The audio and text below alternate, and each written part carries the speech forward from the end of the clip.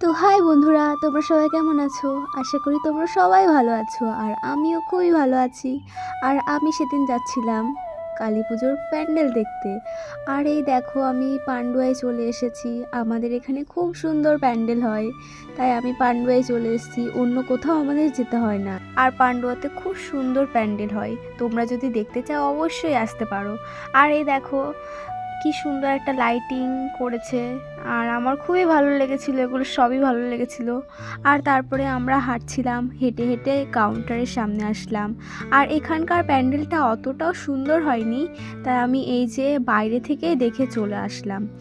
আর তবু আমি একটা ছোট্ট করে ক্লিক নিয়ে নিলাম, যেহেতু ঠাকুর বলে কথা।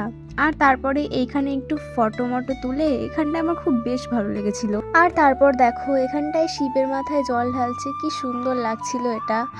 আর তারপরে আমি হাঁটছিলাম, হেঁটে হেঁটে নেক্সট প্যান্ডেলে চলে আসলাম। আর এখানকার প্যান্ডেলটা খুব সুন্দর হয়, প্রতি বছর ভালো হয়।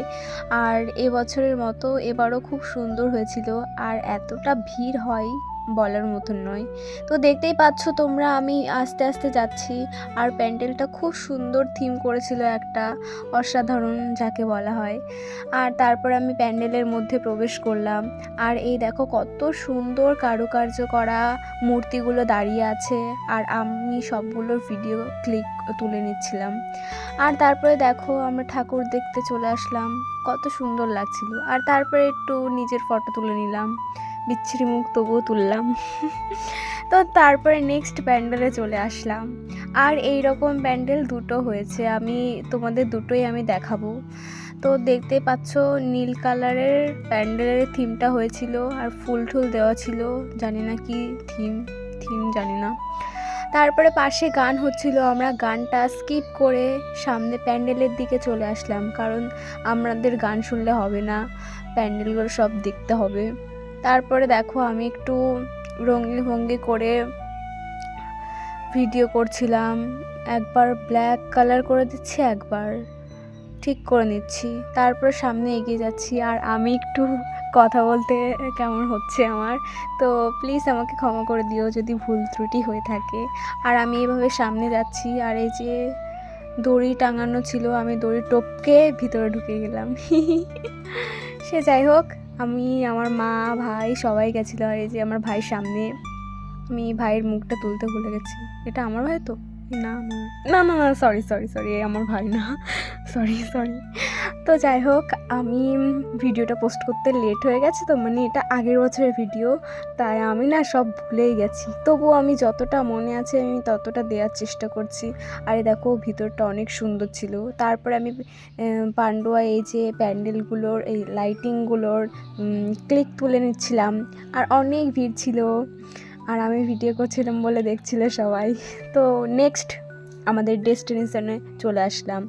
আর এই দেখো, এটা হলো প্রগতি শঙ্কর পুজো। এই থিমগুলো আমার খুব সুন্দর লাগে। এটা হলো প্রেম মন্দির, মানে প্রেম মন্দিরই বলা যায় এক পক্ষে। রাধাকৃষ্ণ বিষয়ক নিয়ে হয়েছিল এই থিমটা। তো দেখো, আমরা এইখানটায় প্রচুর ভিড় হয়েছিল, তোমরা দেখতে পাচ্ছ লম্বা রেশনের মতন লাইন।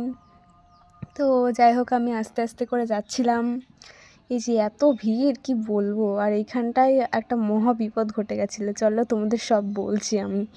তো দেখতেই পাচ্ছ, আমরা লাইন টেনে টেনে সামনের দিকে এগিয়ে যাচ্ছি। আর এই যে আমার ভাই, মা, ঠা সবাই আমার পিছনে ছিল, ওদের ক্লিক নিতে ভুলে গেছিলাম, তাই তোমাদের দেখাতে পারছি না। সে যাই হোক, পরের ভিডিওতে আমি আমার ফ্যামিলিকে সবাইকে দেখাবো। আর আমার বাবা আসে না আমাদের সঙ্গে ঠাকুর দেখতে। সে যাই হোক, আমরা এই যে যাচ্ছি, আর এখানটায় মিকি মাউস ছিল, ভাবছিলাম উঠবো, কিন্তু তারপরে মনে হলো, ও হ্যাঁ, আমি তো এই তো 18 বছর হয়ে গেছে আমার দেখতে দেখতে। সে যাই হোক, আমরা সামনের দিকে এগোচ্ছি, আর পিছন দিক থেকে কি ঠেলাঠেলি করছিল, আমার কি বিরক্তি লাগছিল। তবুও আমি বলছিলাম সবাইকে, এই আমাকে ঠেলো না কেউ। আর তারপরে আমি টুকটুক করে যাচ্ছিলাম হেঁটে হেঁটে, আর হঠাৎ কারেন্ট চলে গেছিলো। বলছিলাম না তোমাদের এখানে একটা মহা বিপদ হয়েছিল, তো সেটা এটা।